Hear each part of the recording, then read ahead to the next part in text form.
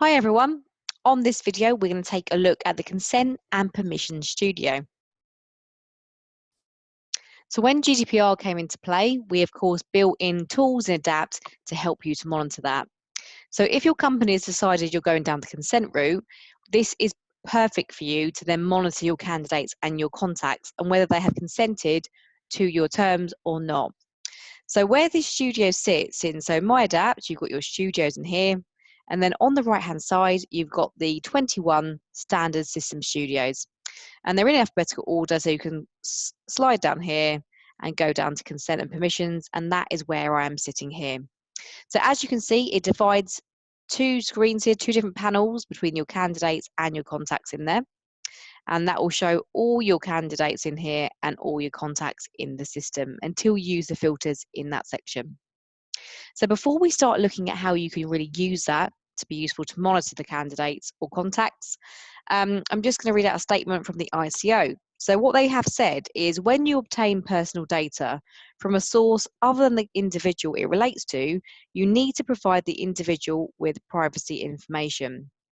This needs to be done within a reasonable period of obtaining the personal data with no later than 1 month.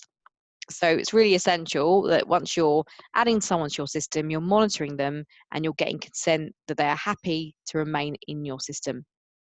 So how you can use this studio, first of all, although I said there's no filters in here, one thing to point out in the candidate studio is that what it does is it does default the candidate status to only show candidates with the status of registration incomplete. You can change this to either all statuses or to a different status if you wish. But what it's doing is it's assuming that until you've received consent, that you're not going to be doing anything with that candidate.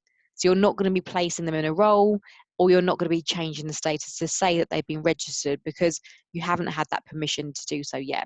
So it's great that it defaults to just those people with registration incomplete. So what it also does is it has other filters to help you out here. So it has not contacted in, and you can pick from that list in here. And notice as well, you've got consent, obtained flag. Mine's defaulted to no. So it's only showing people that haven't consented, so I can then monitor those people. You can at any time change that to yes to see who has consented, or any to see everybody in that list. You have at the top those filters that you can then narrow down even further. So you can go and look at the owning consultant. So you could go and pick your name or whoever's name of the owning consultant you're working for or with. Or you could then pick owning team when you've got office or region. So again, that will narrow down to just show that filters candidates.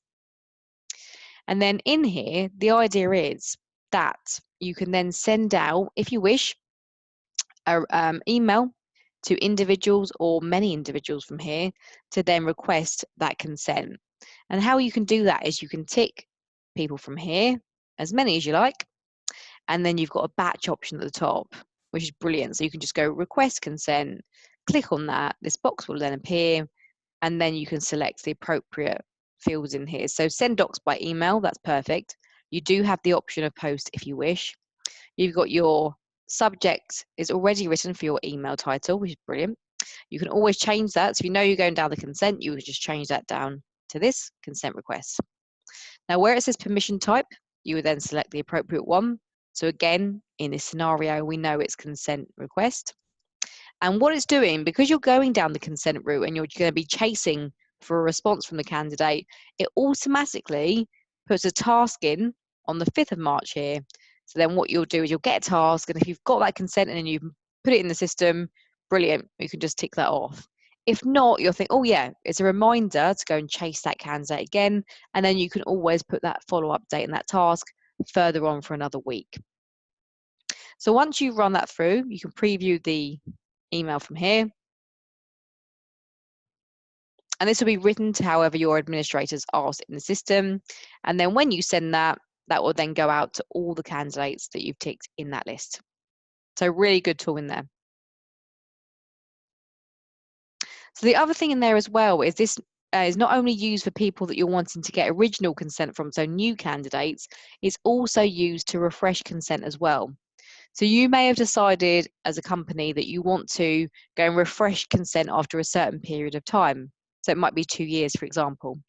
So what you could do is you could then, if once you've added in, so you've consented and you've added in the information for each candidate, you will have an expiry date in each of these fields. So what you could then do is use this field to sort by. So click on it and sort by that information, see who's coming up for consent, and then again, you can select individuals from here, go to batch and click on refresh consent. And it will do exactly the same thing. It will produce an email, different template this time, and it will go out to any individuals that have been selected. So you can use it for both of those reasons in there. The other thing you can do in here as well is you can see on the right hand side, we've got an icon here. So what this is for is, say for example, you think, you know what, I'm just going to give Adam a call. I haven't heard back yet. So you use his number, you call him, and then you catch him. And he goes, yeah, that's absolutely fine. I've got no problem with that. So you can use this to then tick on that, opens it up, and now you're recording that that individual has given their consent. So if they have consented to receive kind of marketing emails from you, we call that e-shots in the system, then you can tick that box in here. And that means when you run a search, if this person then appears and you want to send out multiple emails at one time, it will then send to that person. If they have said no to that, they don't want to receive additional emails unless it's about a specific job you're speaking about, then leave that as blank and that will assume it's a no. And so it won't send out those emails. It will then ask when was consent received. It will say, when does it expire? So in here, that's when you can put 2 years ahead or whatever that time will be, or nothing if you don't want to then refresh consent. How was consent obtained? So you've got options in here. I'm just going to say orally in here. And level of consent obtained. You can say, is it full registration? Is it marketing only or job only? And then you've got lists in here as to whether you've actually obtained explicit consent. First of all, to special category data, yes or no. And secondly, to process criminal conviction data within the system, yes or no. So you've got those options in there. And again, you can then go and confirm that in there.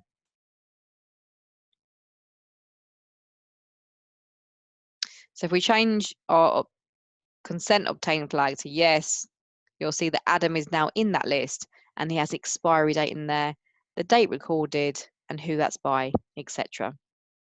Now, while we're looking at these columns, just a little thing in here, but always key on the studios is just remembering you've got metrics in here. So you can select which columns you want to see and what data you want to see in your individual studio. So clicking on that, you can see I've picked mine here on the right hand side.